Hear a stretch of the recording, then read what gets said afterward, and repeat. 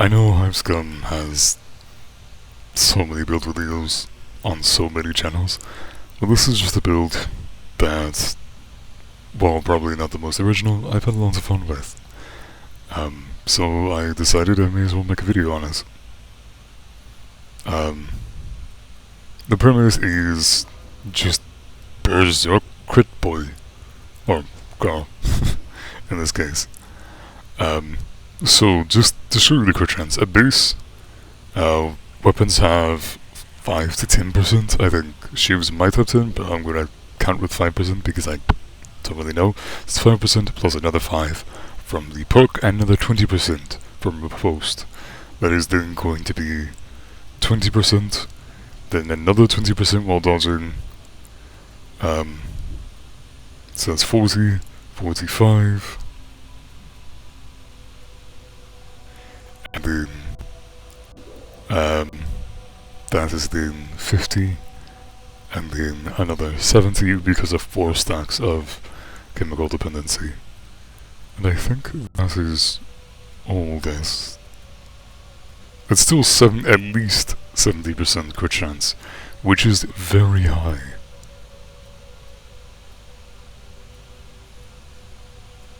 Okay, so that's 70% crit chance.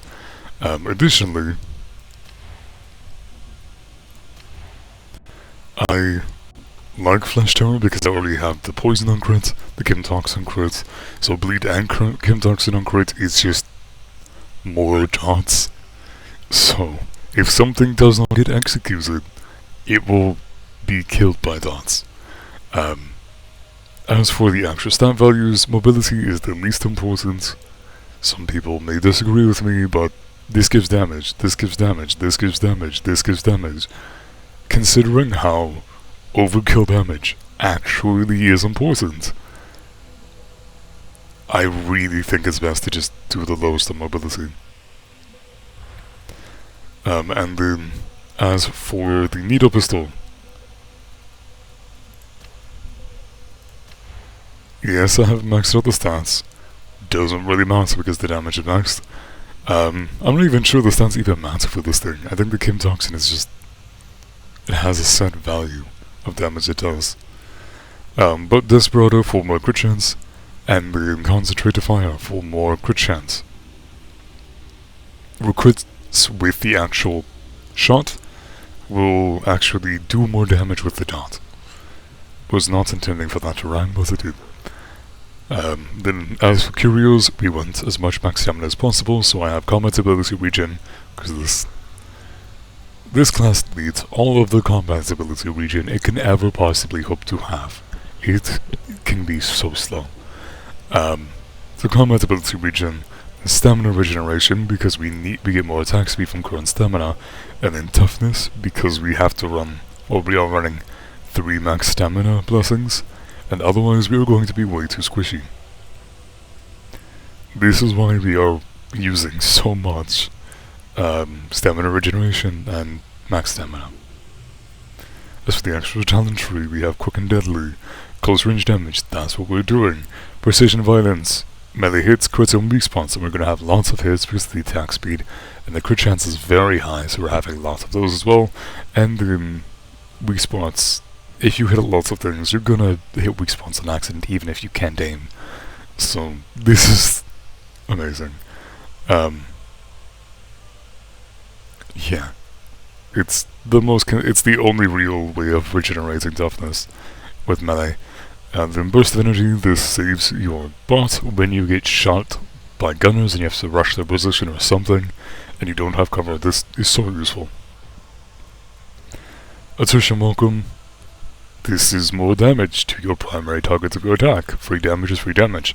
Every single bonus is going to get stacked so high from hyperviolence. Then, float like a butterfly, more crit chance. Chem Grenade, it is the best. In my book, it has such a long duration and has such a large total damage, and it kills so many things. Yes, Boombringer is very valid, but if more things spawn in after the initial group that you chucked a grenade at, Chem Grenade can still kill them. Whereas Boombringer is going to kill a lot of things, but if more things spawn in, you've already used it. and also synergizes well with the rest of the stuff. This lets you escape without getting wrecked. To my knowledge, it does not work against Crusher overheads. Because it actually, it makes you count as dodging. Not immune. They changed the wording to account for that. This bot scratch, this is absolutely necessary. It saves your bot when you're being shot at. When bullets deal 3 to 5% of your toughness and you get 30% back, it is so amazing. But you should be dodge dancing like your life depends on it. So hopefully you don't get hit too much. Sample Collector. This is the only way of having adequate cooldowns for your stim, and the other ones are not particularly. The other ones in this line are not particularly great, and we want a crit chance.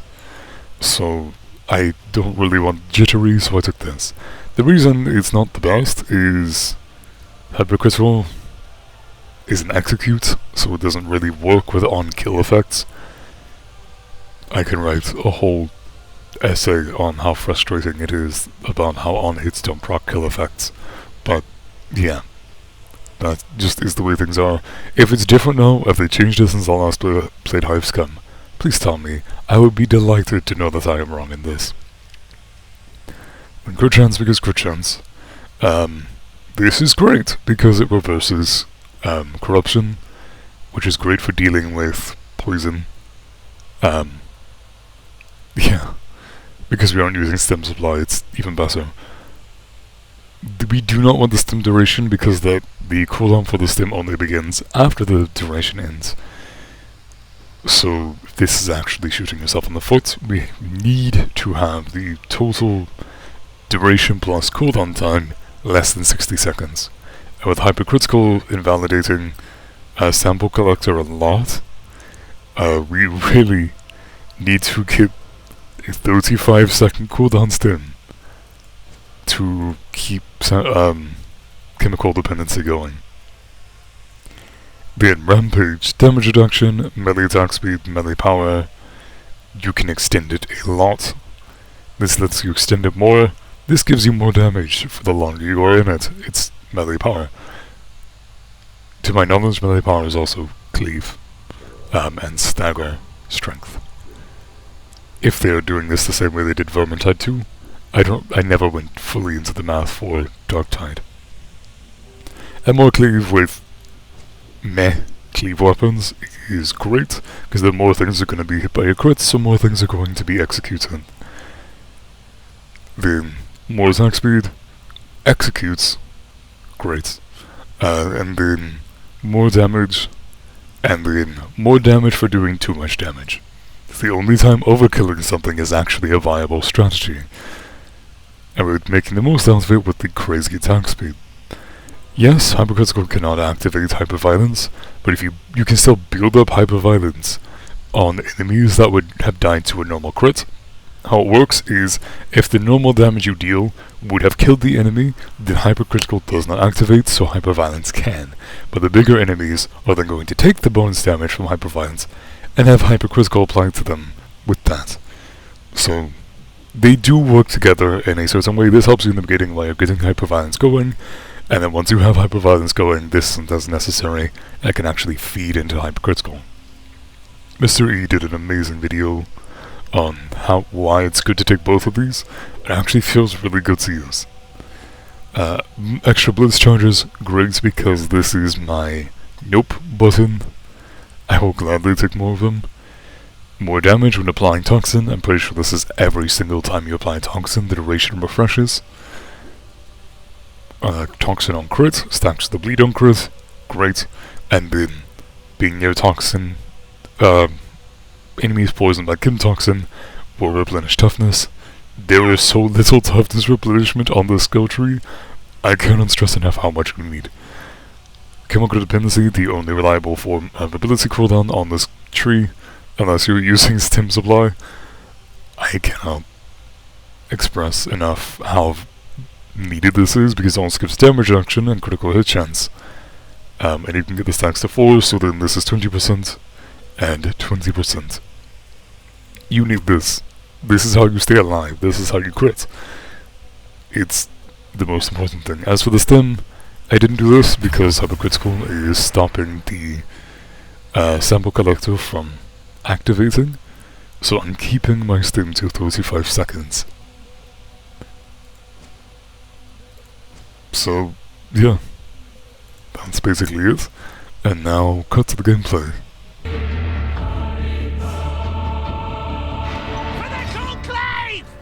So, this is actually my first time doing a voiceover while just editing voiceover onto something. So, hopefully this works out. It will improve in the next section.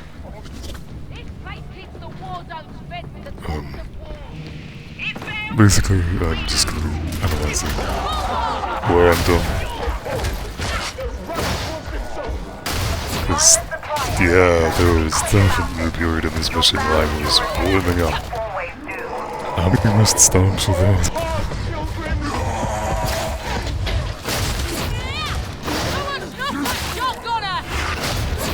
If you hit a headshot using the subtitles, you can actually hit a one-shot with a heavy.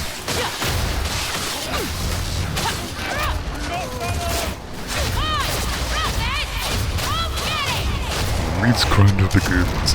One thing I'm still getting that right is remembering to use my stim, because it basically just exists working with Vermintide. Yeah, and that's a very important part of fighting any monster, not being grabbed like I just was. But if you're using Hive Scum, you really want to be dumping as much poison into them as possible. It's nice passive damage. You can actually get hypercritical to finish off a monster. I wish I caught that recording on my last match before this one. But it was really cool.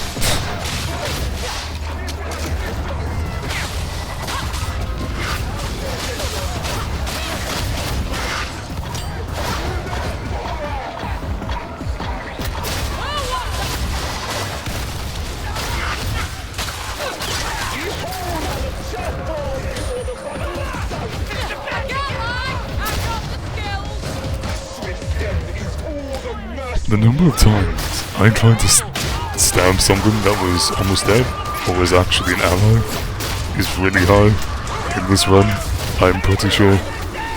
So you will see me just spinning and stabbing something reflexively and then, oh, I didn't need to. It's literally just adrenaline from playing a fast build.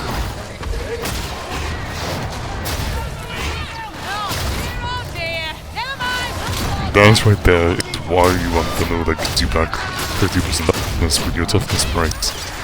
Because I mistimed that side.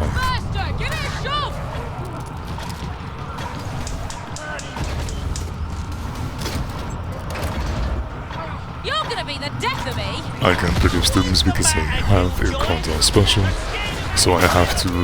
I'm just marking for teammates. You can kill by stuns, but you get the teammate to give it to you. Again, early into this I was missing so badly, and then that's a funny puzzle. I should have focused on the sound instead of being on the dance floor.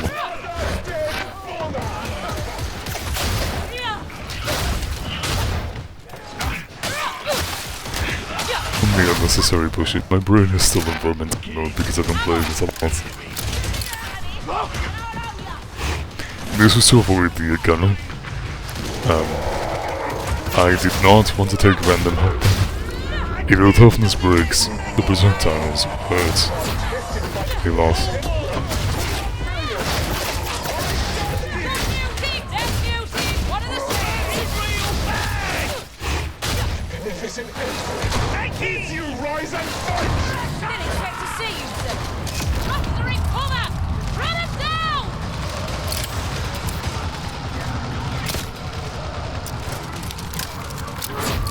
So it's fine. We all have full grenades, so I really just dumped lots of them. That was to avoid the Reaper. And that last one was a fail, but okay. Access grenades.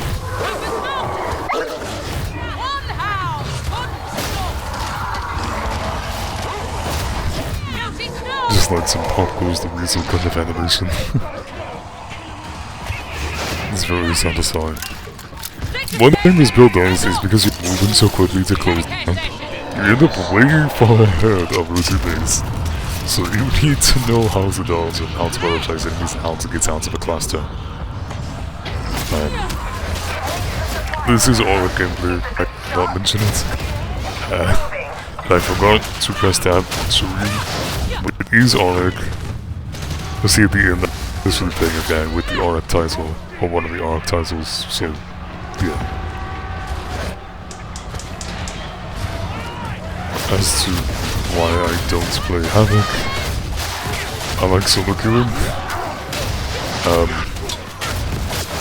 And Havoc doesn't really work with that.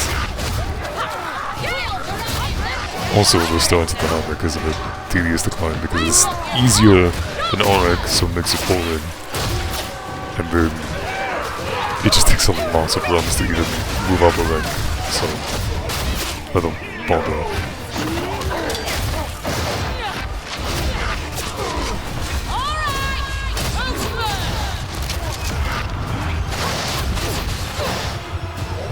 Yeah, I wasted my... I wasted Rampage a few times.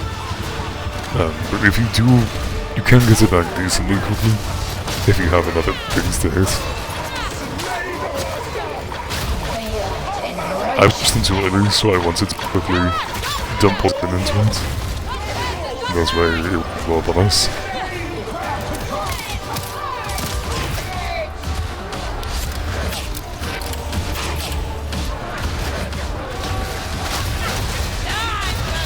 And the meat grinder is so fun. It's just funny because I have it set to remove bodies as soon as it's dying. Just for extra FPS. So it's not trying to render 20 dead enemies.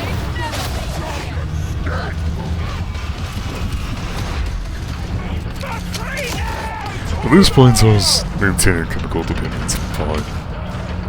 Later on I would not.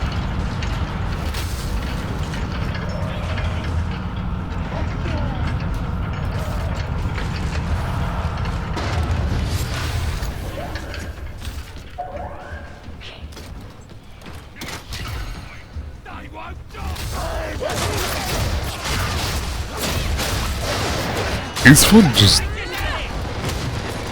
doing a no-you to a Berserker and just nice attack spamming and they die in 2-3 hits.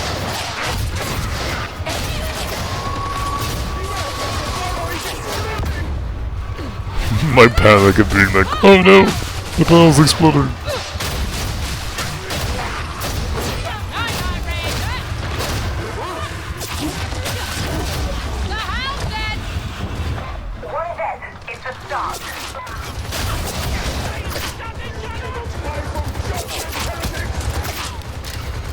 I thought that would be enough. I did not properly account for HP pool and how many stacks you need to get. Knowledge, in addition to crits, increasing the amount of damage poison does, response due to. Well, I should have aimed for the head instead of just spraying into his body.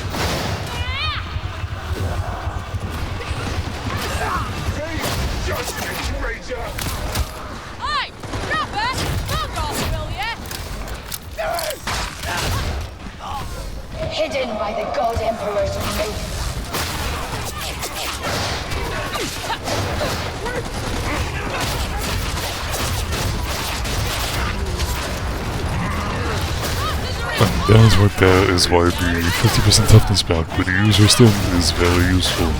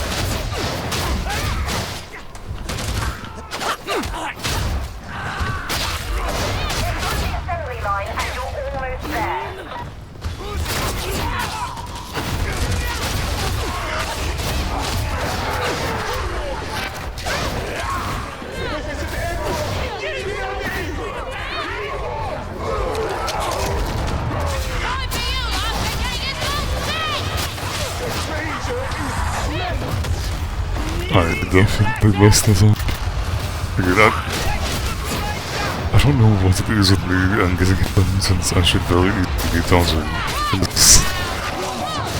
Previously it was trappers and now for some reason it's mutants instead of trappers.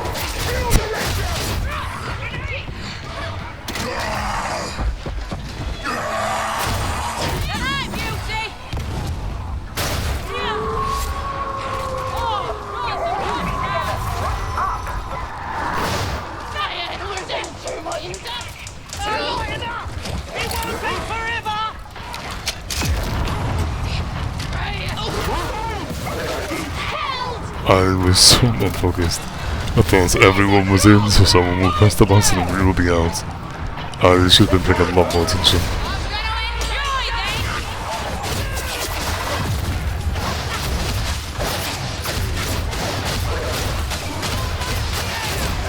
If you like seeing your name in the cutscene, this build was perfect for you. It's really satisfying to just see 5 to 10 different elites in the coffee next to your name.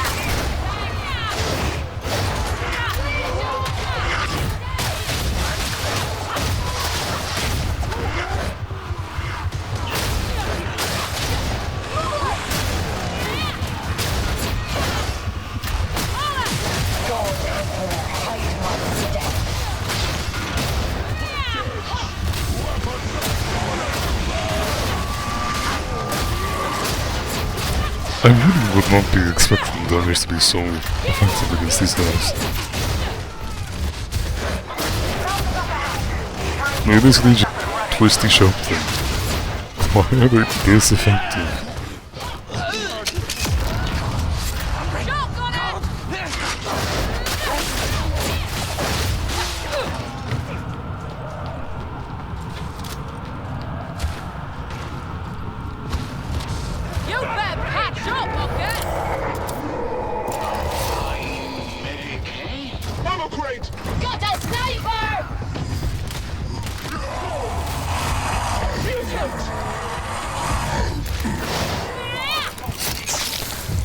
Not the most necessary heal, but I was very much like, why not?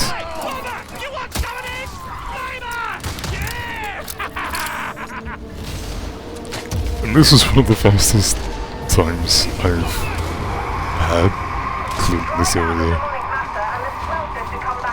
And that's including before they added all the extra buttons around the edges. Because normally people don't actually bother doing this objective. Ended up everything else standing in off position.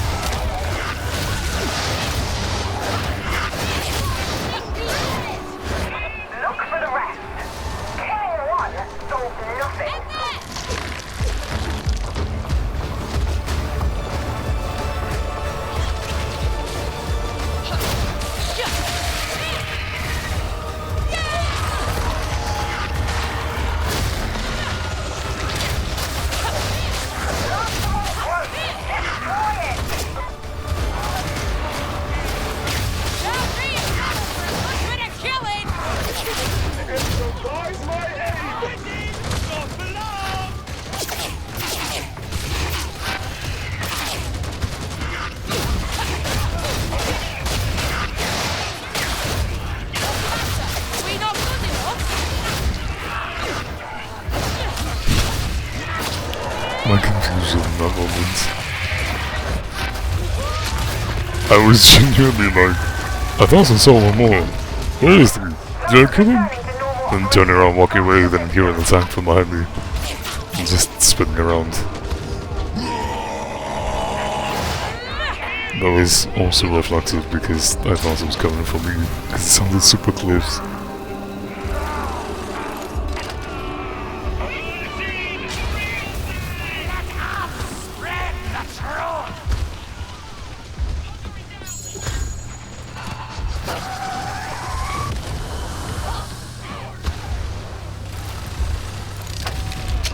This whole event felt absurdly easy.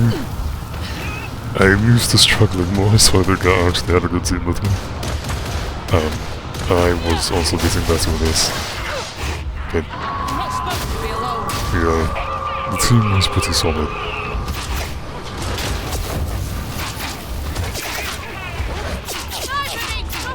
It's only at 2 down to the end, but I think it was only a boss time. But I was just so focused on fighting, I didn't notice someone died and got revived.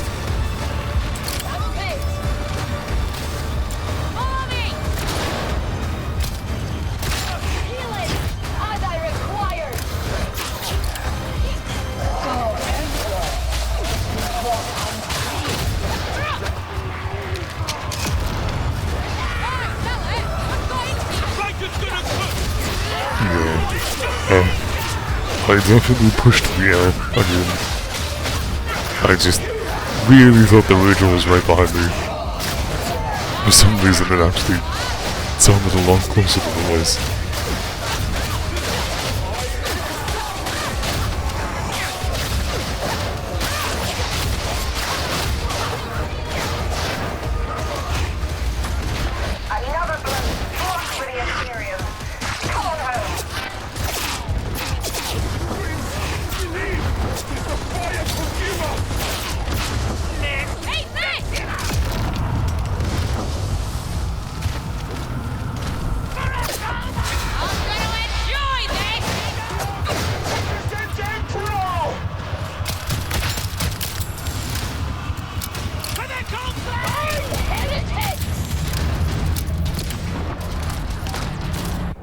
So yeah, that is it.